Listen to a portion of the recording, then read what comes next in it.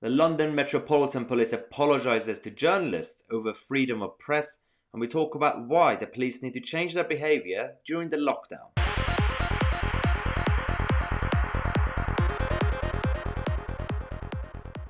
But before we get into the video, guys, don't forget we just launched our latest collection. With everything going on in the world, the I Believe in Britain campaign is our subtle way of keeping the Brexit message alive. We've got t-shirts, hoodies, mugs, caps, you name it. Just click on the link in the description box or click here to get one of your own. So let's spread the word, because we are the silent majority and we do believe in Britain. Well, the Metropolitan Police have now backed down, have been forced to apologise for their behaviour on Thursday night, thanks to the Society of Editors. Now, for those of you who don't know, on Thursday there was an anti-lockdown rally in London, also in Manchester and other places. This is a big wave that started across Europe, especially in Germany. Now, I was there alongside other journalists, colleagues and friends to simply report it. I understand a lot of people watching this are pro-lockdown, anti-lockdown. At this point, I was just there with my journalistic hat to simply report it, not to even promote or condemn anything that was actually happening. But what we saw was, because of the lockdown measures, the police were very robust. They didn't give any time. They went straight in, and the issue was that people who were targeted, based on the law that they were enforcing, they weren't allowed to be there because of lockdown. Obviously, journalists and reporters who were there, and photographers as well, were exempt because of their role. And now things slightly changed throughout the whole night.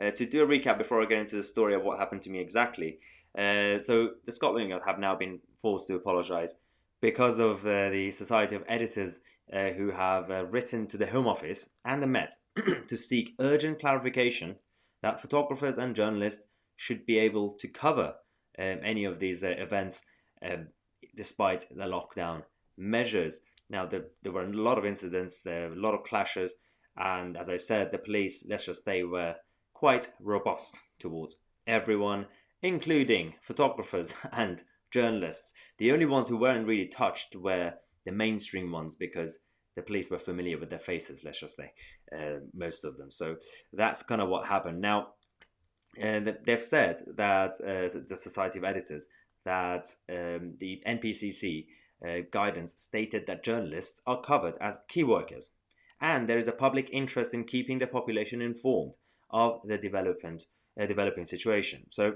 now Ian Murray, who's the executive director of the Society of Editors, has said that the reports were extremely concerning. At the very least, this is poor communication to frontline officers of the ruling by government that journalists are considered to be essential workers during this crisis.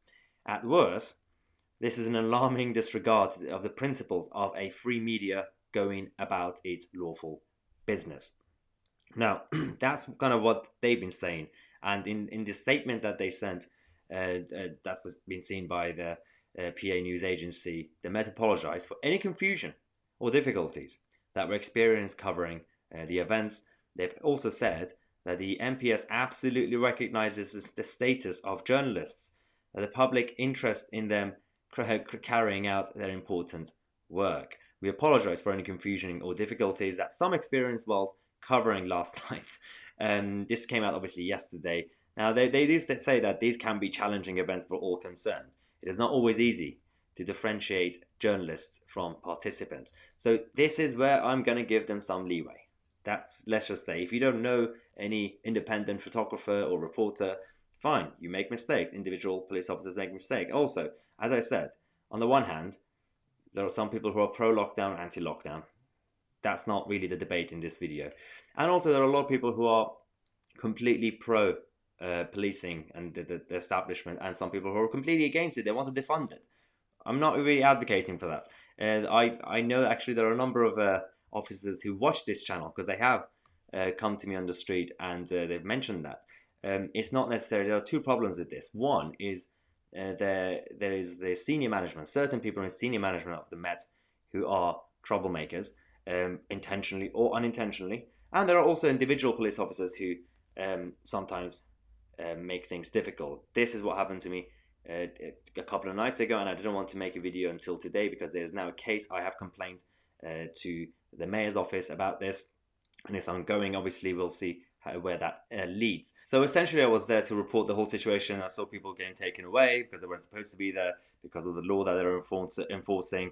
And but we were getting intimidated by them. We were just standing by one of the vans actually.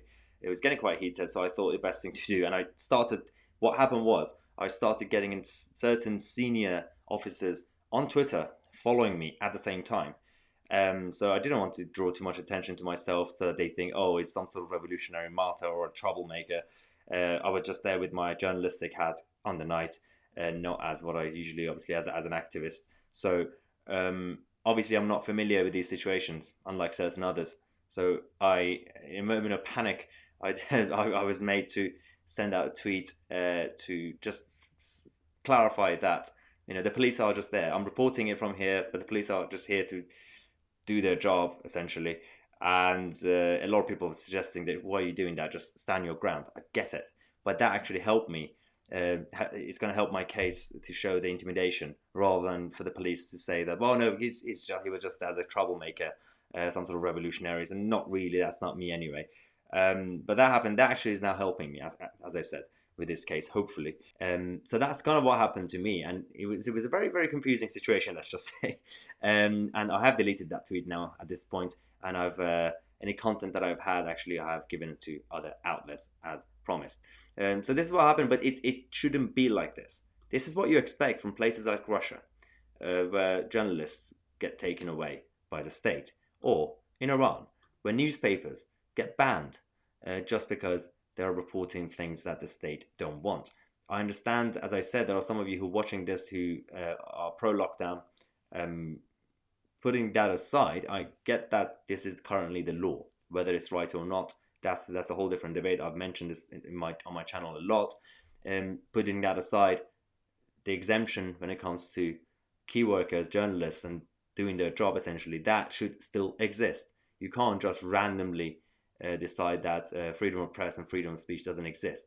And the police that's why they had to apologize, because of the behavior of a number of individual police officers. Now, there's a lot of confusion. It's not simply just about journalists. There is a video that's just come out today from Sainsbury's, from one of the supermarkets somewhere in the country.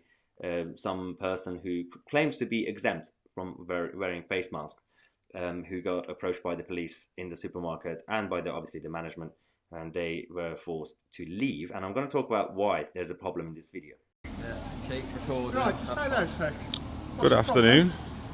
What's the problem? I don't have a problem. Why haven't you got a face mask? I have a medical condition that I don't need to wear one. You got a medical condition? No. No. I don't have. You don't have the right to ask me. Then you need to leave the store. You can't provide proof. Are you going to arrest me if I don't? Will you forcibly remove you from the store? Yeah. What, you won't arrest me? No. So it's not an arrestable offence. It is an arrestable Well, it offence. is, yeah. Really? Yes. If you want to be arrested for it, you can. I don't want You to be need arrested leave now. the store. You need to leave. I don't understand why I'm being harassed. Because you need to wear a face mask. But you don't if you've got a medical Watch the condition. news. What medical condition have you got? I suffer from anxiety, which you don't have a right to ask me about. What's your badge number? 21244. What's your number? Have you got anything? Can't you say you don't have to No, wear a I face don't mask? have You anything to on me. leave I've the left it at store. home. Mate, you need to leave the store. Okay, well I'll leave the store then. Okay, thank you. Can I give the trolley to my missus? Yep. Yeah, that's fine. Okay, brilliant. An exemption card that people have to get because we It were would under help, the yeah. impression It would that help, you but don't is there one that's I'm not gonna stand necessary? here arguing with you. You don't have Are to you argue, gonna just wear a ask face the mask? question. I've told you, I'll leave the store, Fine, giving then. her the thing. Okay, Do you want to that's answer her question Now though? leave the store, please. Now, again, if you're pro measures, if you're pro masks or anti masks, doesn't matter. All I care about is the rule of law and the actual regulations. So, exemptions. When it comes to exemptions, the police were asked the person to provide evidence, some sort of paperwork. This is not France. This is not, like in certain places in Europe, you need to have paperwork to walk around the streets. According to the government themselves, when it comes to exemptions, when it comes to face masks, if you have obviously certain reasons for not wearing face covering, you do not routinely need to show any written evidence of this. You do not need to show an exemption card. This means that you do not need to seek advice or request a letter from a medical professional about your reason for not wearing any covering. Some people may feel comfortable showing something, but this could be in the form of, an exemption card. But carrying any card or a badge is a personal choice and is not required by law. Now, I don't really care if that person who was filming was telling the truth or not. Obviously, he was saying that he has he experiences anxiety issues. So let's just say that doesn't really matter because he doesn't have to provide any written document or evidence. And individual police officers, this is what happened the other night on Thursday as well, or in this incident. They need to learn the law that they're supposed to be enforcing. And this is the problem we have. The police do these sort of things, and then they cause trouble. And then when they also, some of them again, go around and take the knee for Marxists, obviously people are losing respect. Like, pick a side. Are you supposed to be on the side of ordinary people and a rule of law to enforce it properly? Or are you going to be biased? Who is actually in charge? When you have one individual officer making a mistake, let's just say, some of them have some sort of vendetta. What happened to me? It was so unnecessary to make it personal. Do not make things personal. It's not supposed to be like that. But that's why now that they've apologized, I make this video, but also because people knew on the night when I tweeted certain things that something's happened to Maya and people didn't know what exactly happened. So this is the justification from the police's perspective, essentially. But we'll keep you guys posted because obviously the case is now ongoing. So I'm waiting to hear more. I'm not going to give up. That's the whole point. And these situations, you could either give in and give up, or you could just stand your ground. And this is the right thing to do without being a revolutionary martyr. That's, if you try to do that, it never works. You've seen when people try to be martyrs, their case just gets thrown out because they've already resisted and caused trouble. You could be like that. You could be a hero, or you could just be tactical. This is the game of chess. So we'll keep you guys posted. Thanks again for watching. Don't forget, if you believe in Britain, and if you're part of the silent majority, get your merchandise. The link is in the description. You could just find the link on my head somewhere up here. But also, thanks again. We're getting so close to 200,000 subscribers. So make sure to always check that you have subscribed, because sometimes YouTube unsubscribe you. They do that sometimes. So make sure to subscribe. Click on the notification button next to it and click on all on my TC. And I'll see you guys in the next video.